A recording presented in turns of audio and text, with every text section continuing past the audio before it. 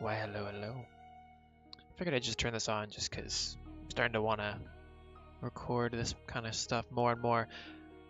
So this is Dominions 5. I'm sort of in mid to late game. And something I've realized, because I've been wanting to record this kind of stuff, and I realize once you sort of change a turn, there's no more access to the replays of the fights or the battles you go into. So I'm gonna have to just start streaming it and just uploading it en masse. It's the only way. So I'm gonna go nice and chill about this. I'm just gonna stream it basically to easily record it, and then I'm going to just chop it up into 15-minute segments and release it. I'll also be working on a couple of I was thinking I might do an edited video outlining some of the cool fights. I might just watch one right now. One of the cool ones. Do I still have those battles? Oh no, I don't. I changed the turn. Yeah, won't be able to stream those battles. That's fine though. So let's review the current situation.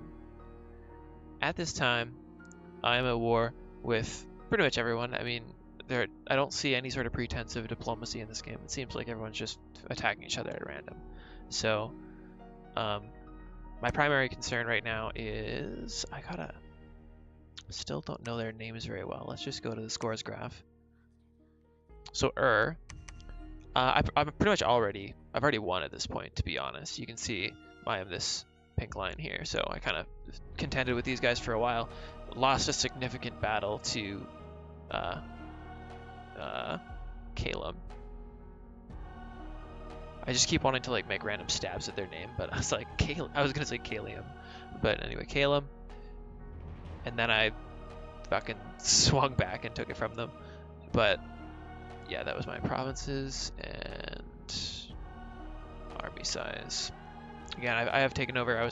This was a huge confrontation with these green guys. These are the centaurs. There's no good way for me to easily showcase the entire situation, I realize now as I try and break it down. Let's just talk about the basic maneuvers I'm in the middle of right here. I just finished taking this castle, so I'm obviously hugely invested into their territory here. I built this little fort here, and I'm going to get this guy to upgrade it to a full fortress. Just taking land, setting up defenses. I've got these two forces here which are stationed. They've just arrived to pick up the troops that have been recruited. They are going to push down in a two-pronged attack through their territory. We're going to push all these all these six, because we're going to end up here and here. And we're going to have a castle here, castle here. We've got a castle here already. Eventually we'll take this one and we'll have these two. And this is going to be just a ridiculous defensive line. Biggest concern after that point is going to be garrisoning all of these locations, and then we need to move up to secure the eastern front as well. Our our secondary concern has always been Vanheim here. We've done some pretty significant campaigns against them already. This was their castle, or hang on, no, sorry, this was their castle.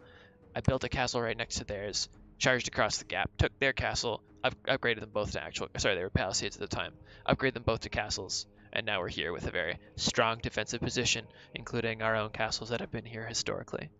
So, lots of success here. There's more of a defensive force here now. He's moved up some wyverns. I'm actually just going to clean this up, pick up this area, start adding influence to it. We're sort of slowly using our influence to thaw this cold land of Vanheim. So it's just a gradual creep. We've got people here preaching en masse while I'm moving around. There's a larger garrison here actually by chance than this sort of shitty general. He can only command 80 troops, but there's like 150 or something. There's another 71 here, so.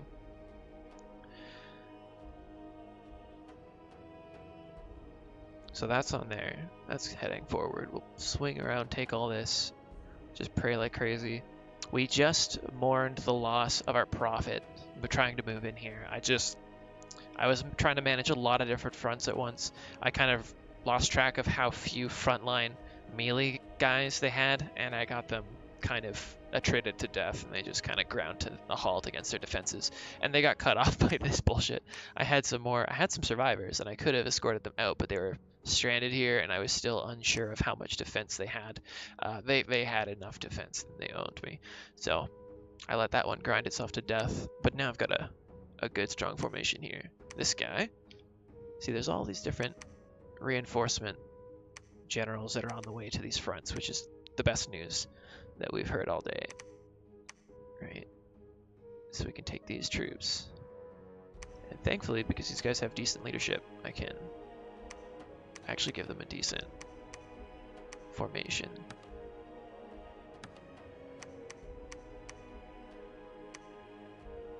Yeah, good enough. Actually, this one will be fire at large enemy monsters because we are at that point in the game. So this guy, yeah, we're just moving this here. You're gonna grab this.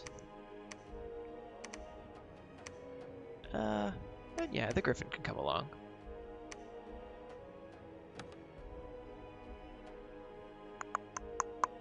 We're gonna go for large enemy monsters just because they're more likely to have them.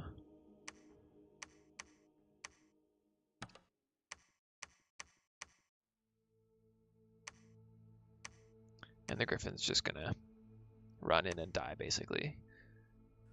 Griffins are very expendable. Oh yeah, I should explain this fucking guy. This guy's weird. He seems to be a detriment in some ways. He is a plague carrier, but he's also immortal. So like I can't get rid of him. Every 3 months after he dies, he just returns. So I try to make some use of him. He's been of decent help with finding sites. He's got 2, 2, and 2. Air Astral Death, pretty decent. Recently, I realized because he's a plague carrier, I was kind of scared that that was going to actually cause plague in my own troops just by being in the provinces. I was kind of scared that was going to be a problem. It turns out it's not. It's just an AoE in combat, so I just deploy him like way the fuck away from the troops if he's actually there in combat, and he usually just sits there and casts, and if he dies, I don't care. But today he is playing the role of sort of marshal.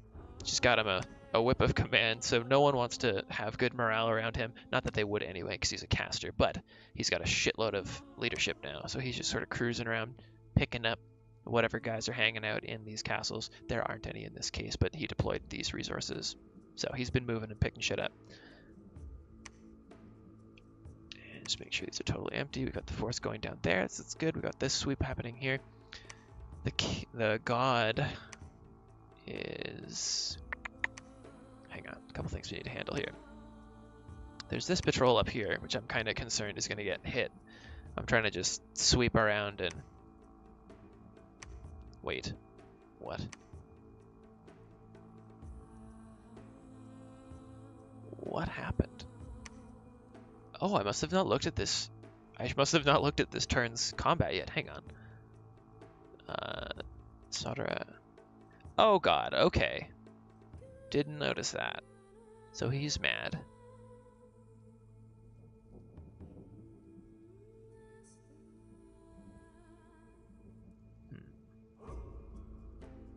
Yeah, it's gonna be time for me to try and fight him with my god. It's so fucking annoying though. He's literally as far away as possible.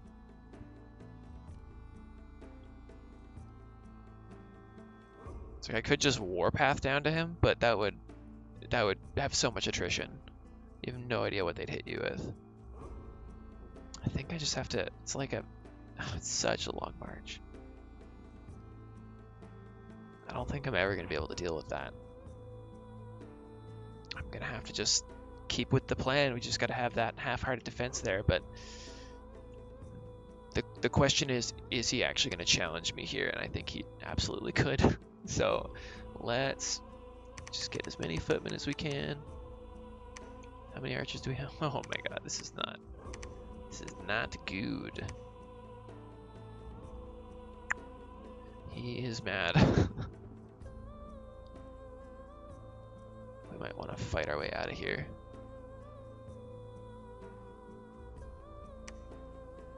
Wolves and sea dogs, huh? Wyverns. Yeah, this group is stranded. Although we could pull out this way.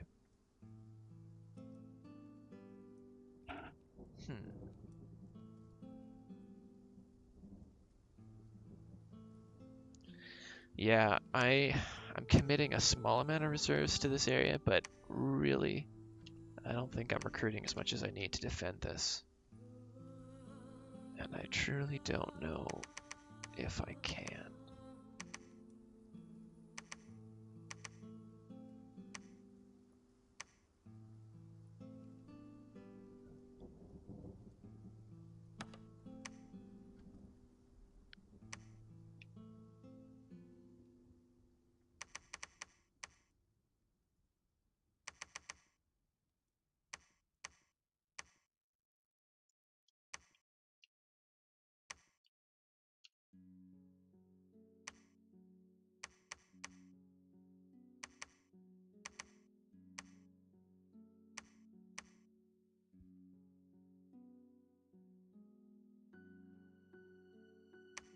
Okay, just need to tweak what we've got recruiting here.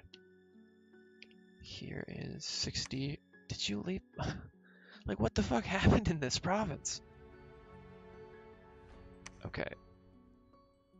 There was this battle here. Let's see what did he do? I'm just getting distracted trying to fucking deal with this. Slow it down. So he just crushed them. Horror marked. Invulnerable.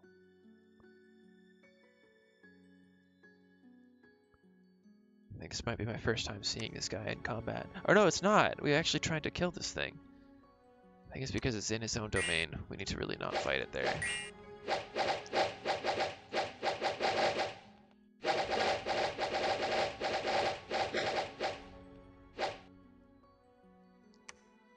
Brutal. Does he fly or what's the deal?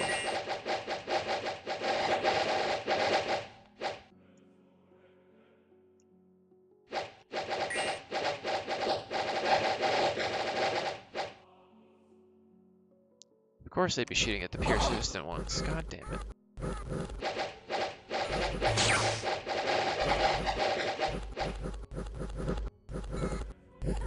Yeah. Move it along. Oh my god, this golem is trampling our shit. Kill it! Alright. Have at these swine. Kill it. Alright, 280 health, 18 protection. Not very good defensive skill, so it's easy to hit him. It's just hard to hurt him.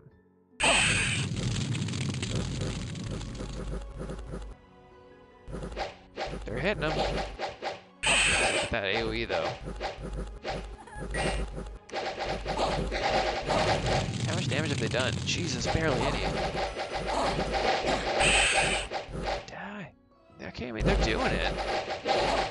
This might not have been an easy fight for him. My guys are actually churning him down. If they had some better morale, they might have been able to do it. Or did they run out of arrows? What the hell's happening? Oh, fuck. That's brutal. It's an issue of morale.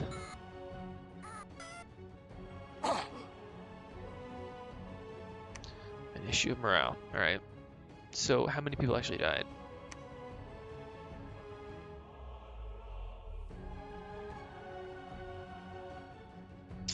Wow. We lost a lot that day. Okay, and there was us attacking the centaur folk. There's a routine patrol scenario. Two extra units here, actually. A Pegasus rider who flies, seems to be sacred, doesn't cast. He's just gonna jump on us then. We should be able to ruin this. The Pegasus rider for the wild card here. What are these? Amazons. Oh. I don't know if I've seen these guys use Amazons before. It's just been beast people for the most part. Alright.